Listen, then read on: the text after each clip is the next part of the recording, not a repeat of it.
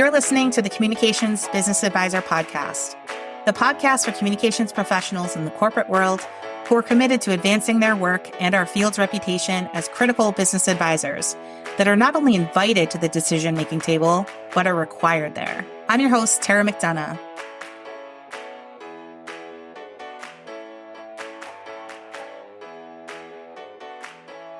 Hello, and welcome to the Communications Business Advisor podcast. It's March when this airs, which means International Women's Day and Equal Pay Day and Women's History Month and all kinds of celebrate women things happening. So my podcast this month will follow that theme as well. So in today's episode, we're talking with a fellow communications leader, Megan Witherspoon, Vice President of Communications at Altria, about remote work, the future of flexible work, and particularly for those of us in the field who want to continue to grow our careers while remaining in a remote or flexible work environment, meet challenges with that remote work, and some of the diversity, equity, and inclusion implications of remote work that aren't talked about enough, at least in my view. Welcome, Megan. Thank you. Happy to be here. So first, can you tell us a little bit about your company and your role? What's your scope and your team size?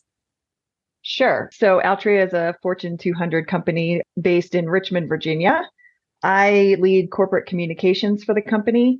My team is like 23-ish. It fluctuates a little bit here and there, but I have a group that works on external communications, so media relations, corporate brand, corporate website, social media, all of that. I have an internal comms team who does all things internal content, channels, events, leadership, speaking, and such. And then I also have a corporate responsibility group that is responsible for our corporate responsibility strategy and reporting and our environmental strategy. I can practically hear the jealousy from everyone listening. However, again, remember everyone, Megan works at a Fortune 200 company. So that's key. That's key to the context of this conversation. And so, Megan, I happen to know you, and I've had you come in and speak with some of the Raise the Tide women. And it was such a powerful conversation that I wanted the listeners here to also hear some of the insight that made such a profound effect on the women in Raise the Tide. One of the big things we talked about in the conversation that we had with them was about your flexible work life. And so can you tell us a little bit about how that flexible work life came about? Sure. Well, it was certainly facilitated by a global pandemic, which, as terrible as that was, did have a few silver linings in terms of sort of advancing the workplace. I am a mother of two. I have a 13-year-old daughter and a 9-year-old son who keep me super busy, obviously. I have always been a huge advocate for, work-life balance or whatever that word means. And, tried to maintain my personal priorities while balancing that with work priorities.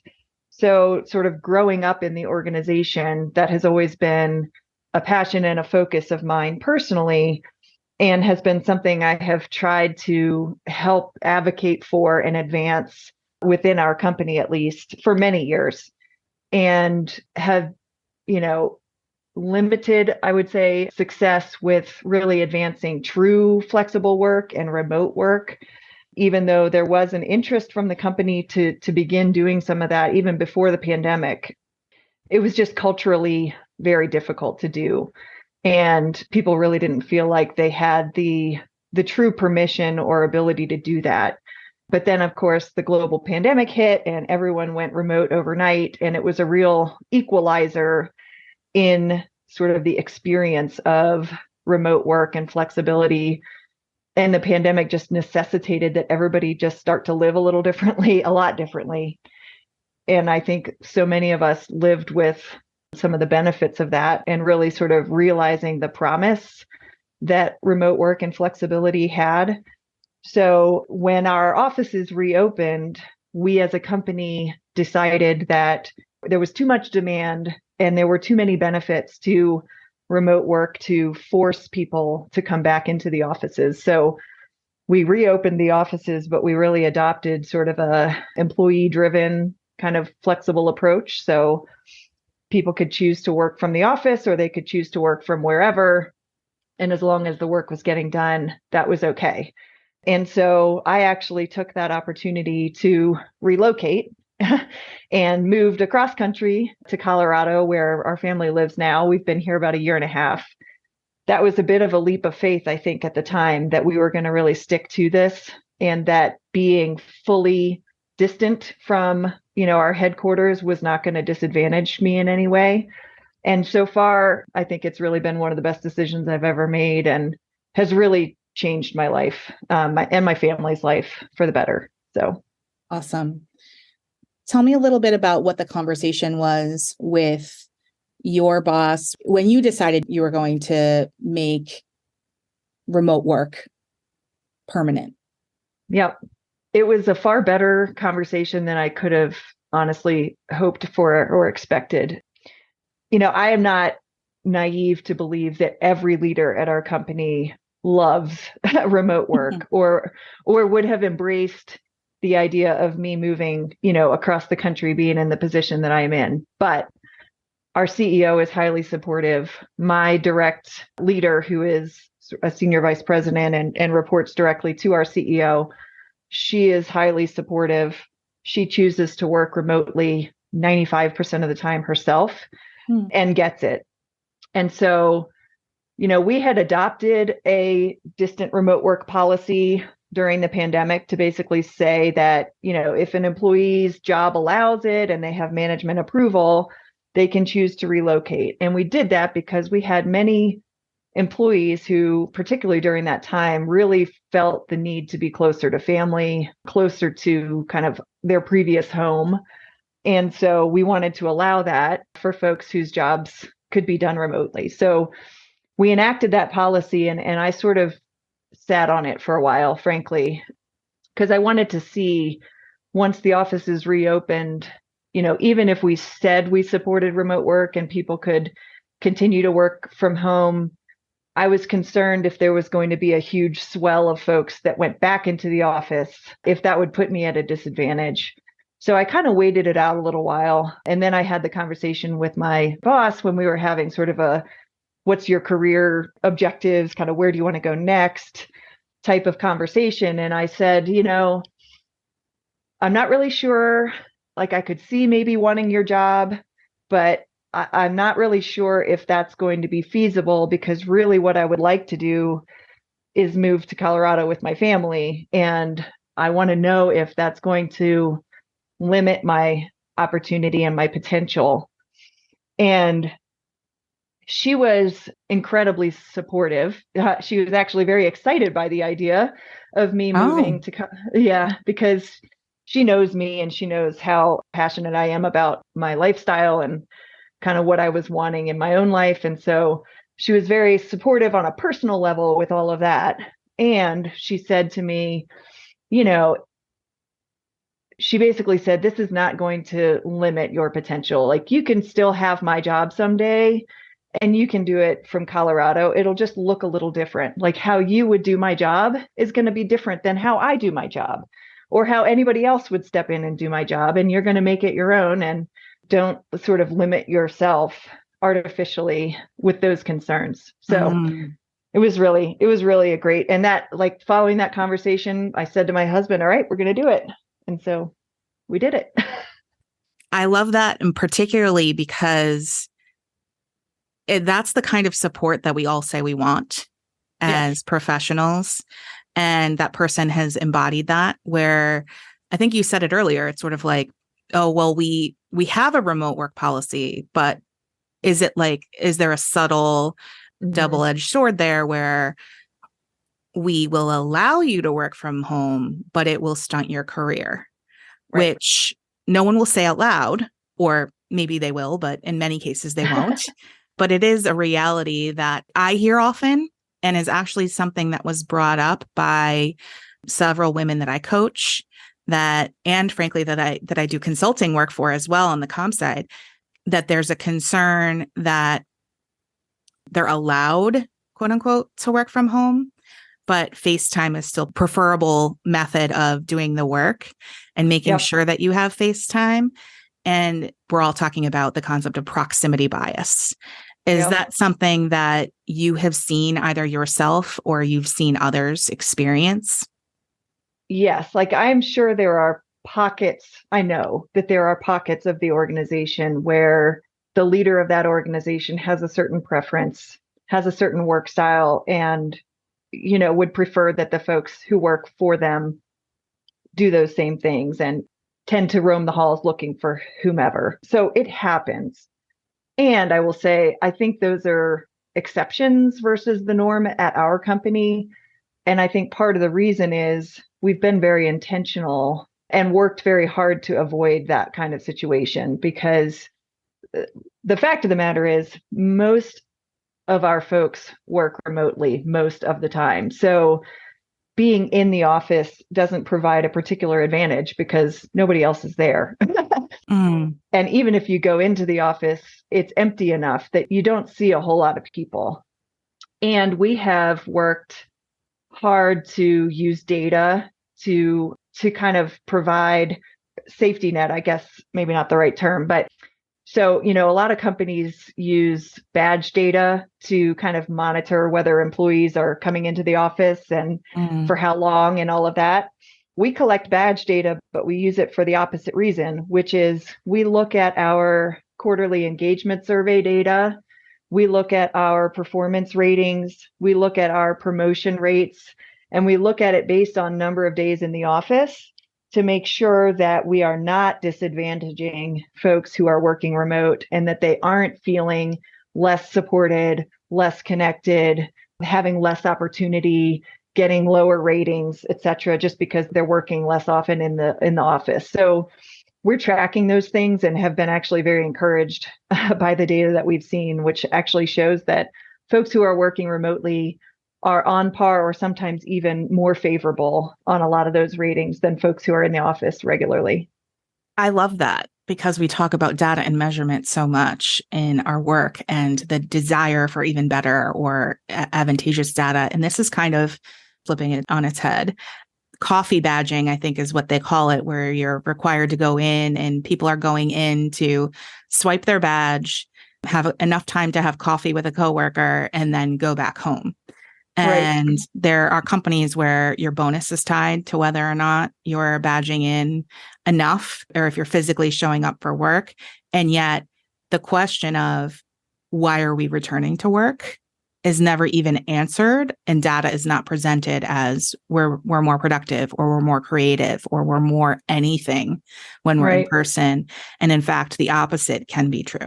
So I really love that example. And the story you shared of your boss saying how you do this job when you grow into my job someday, into a future role, can absolutely be done in your way. And that is something that we don't hear enough, I think, in any field, but particularly women in this field. We're modeled to be exactly as X person and do the job exactly as Y person. And so being empowered to show up as you are is really a powerful message, I think, that many of us need to hear. So for those of you who don't hear it now, just let me be the one to tell you that you get to show up to do the job the way in which you think it should be done, being your full self. And if you can't, why are you there? And so on to our next discussion. Share with me a little bit in this concept of what the company benefits. Let's say you in particular from being a remote worker. How do they benefit? Because we've talked a lot, and I think many people talk a lot about the concept of what the individual gains from work from home. And you shared a little bit about aggregate data connected to your company and work from home or work remotely and how that benefits the company. Tell us about your experience in terms of what the company benefits from with you working from home. So when I came into my current role 4+ years ago, it was pre-pandemic. We were in the office. It was a big new role, a lot of new responsibility.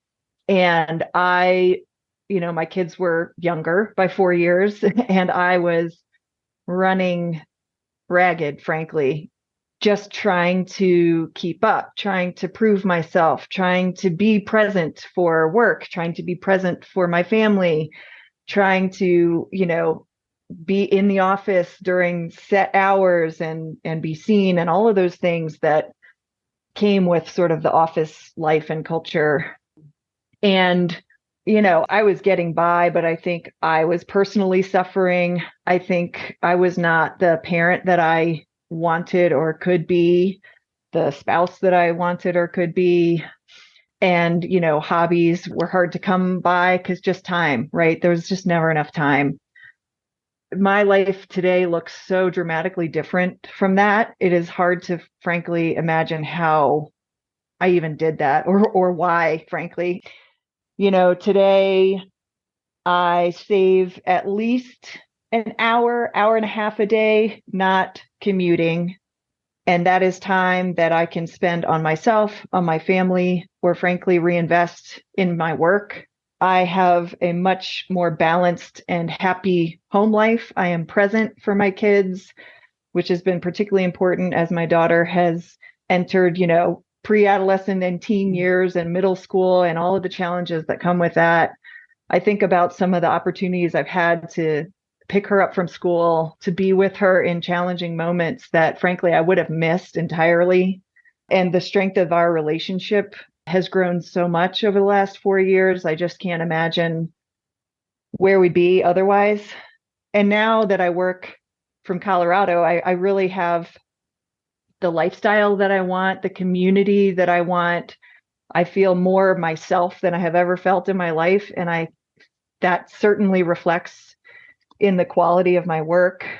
And I'm able to give more time to my work without feeling resentful of it, because I have that extra time to give, and I have the fulfillment that I want and need in my personal life.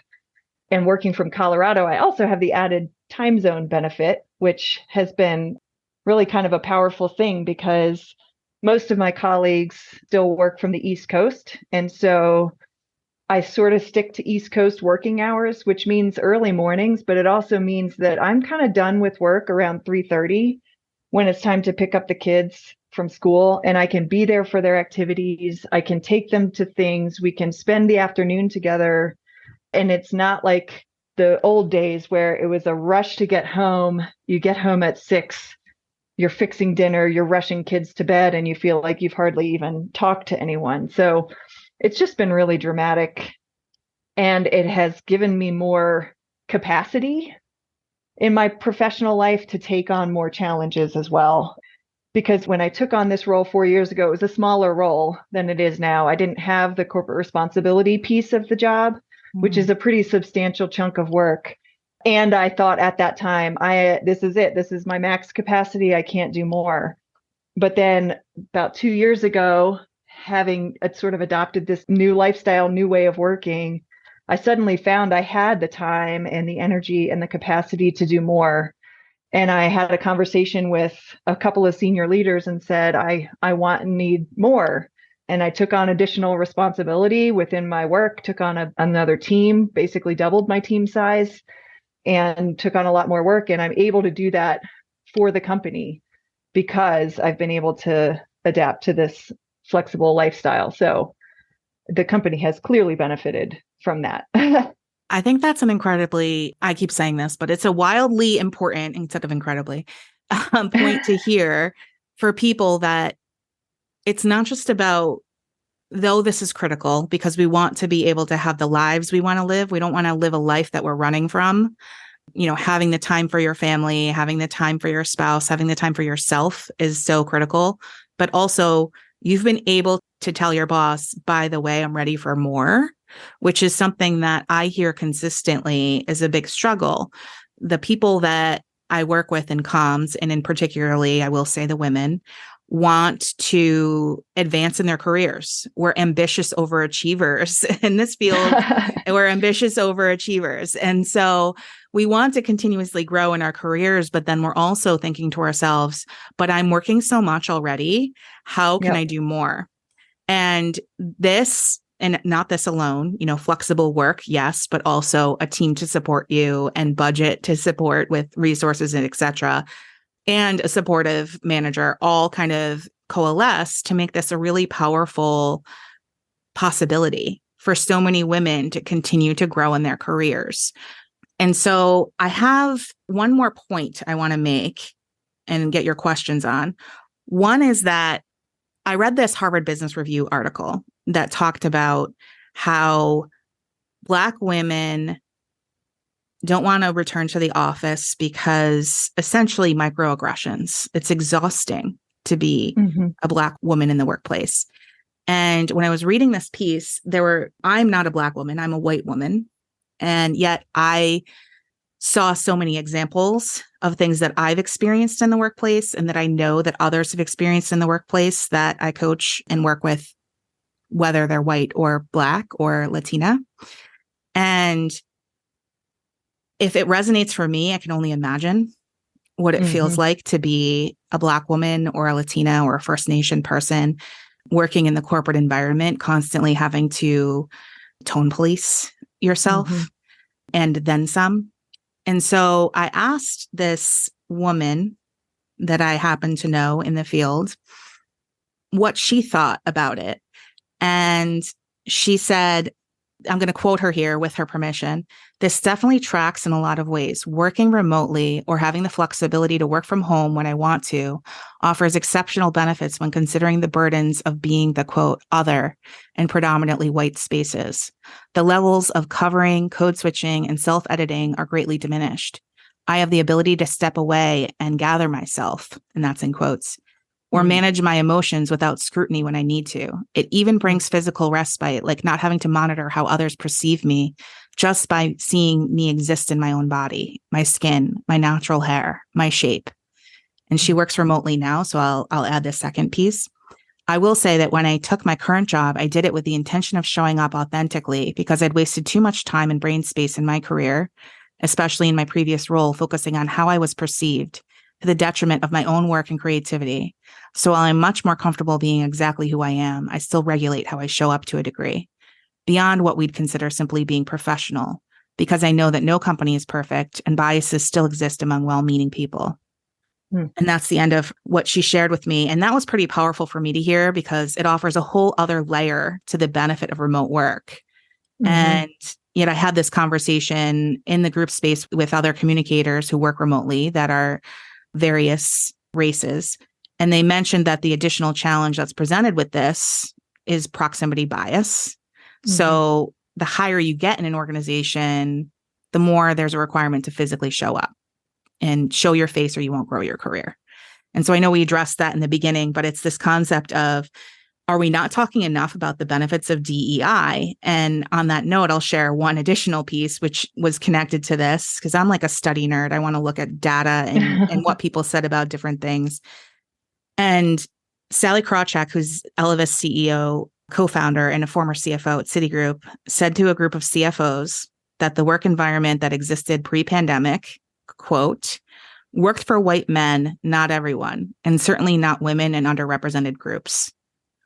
It was a meeting for top CFOs, and she told a majority male group of finance leaders to look around the room.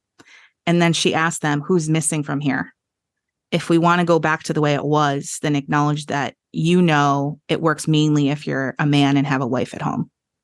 Do you have any thoughts on that? So many thoughts. So many thoughts. We don't have enough time. Yeah.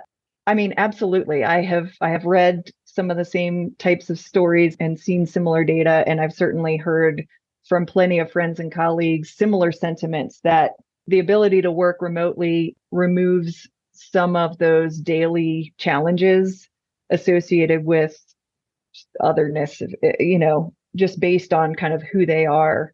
And it's true for people with disabilities too. I mean, that's a huge group for whom remote work really opened up a ton of possibilities, I think, for pregnant women, for new parents, caregivers. I mean, so many people have benefited from that ability, and it has really equalized in a lot of ways. Of course, we're still working for corporations. Many of them are still male dominated.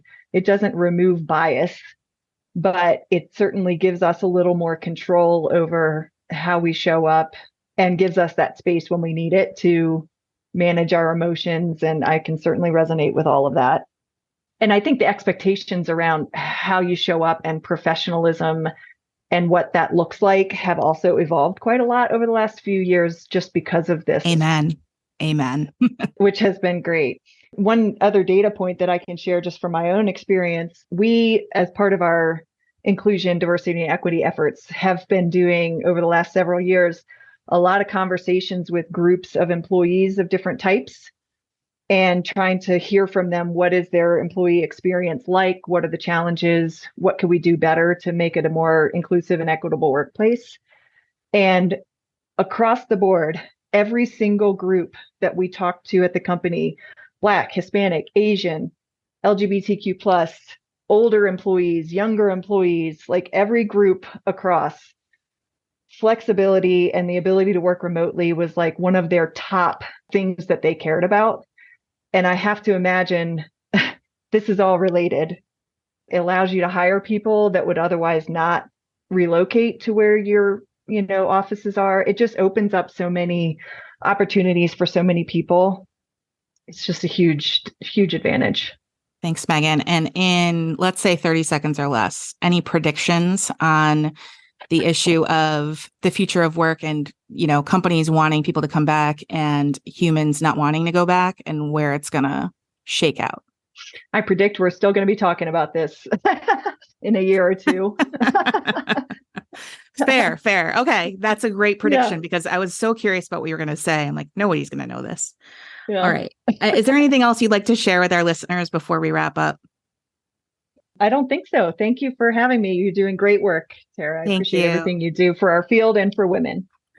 Same back at you. And if you don't follow Megan on LinkedIn, please follow her. We're putting her profile link for following in the show notes. And we'll also put in that Harvard Business Review article. Until next time, this has been the Communications Business Advisor podcast. Tune in next time. That's it for today's episode. Thanks to Megan Witherspoon for joining us and sharing her wisdom. Before you go, I have just one more message to share with all of you listeners. C1 B1's real. That's one reason why I wanted Megan on today's episode. We need to see that it is possible. She's growing her career and benefiting herself and her company while working remotely. Though, I also want to be real here. I recognize that it can't be done everywhere in every situation. And there is some harm in the mindset of, if she did it, then I should be able to do it too. Note for listeners here, anytime you tell yourself should, it's usually some sort of self-sabotage and self-criticism.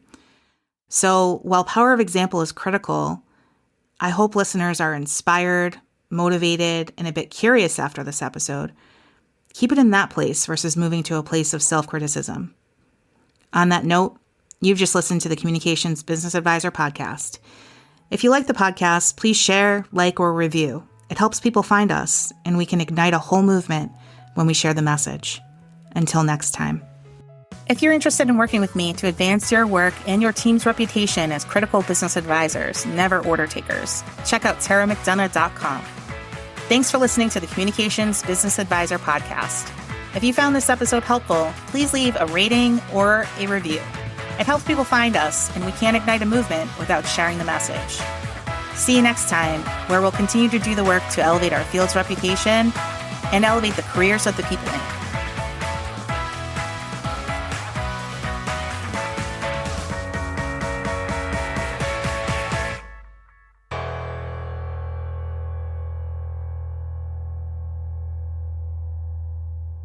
The Communications Business Advisor podcast is brought to you by Raise the Tide, the program for women communications leaders and emerging leaders working in the corporate environment.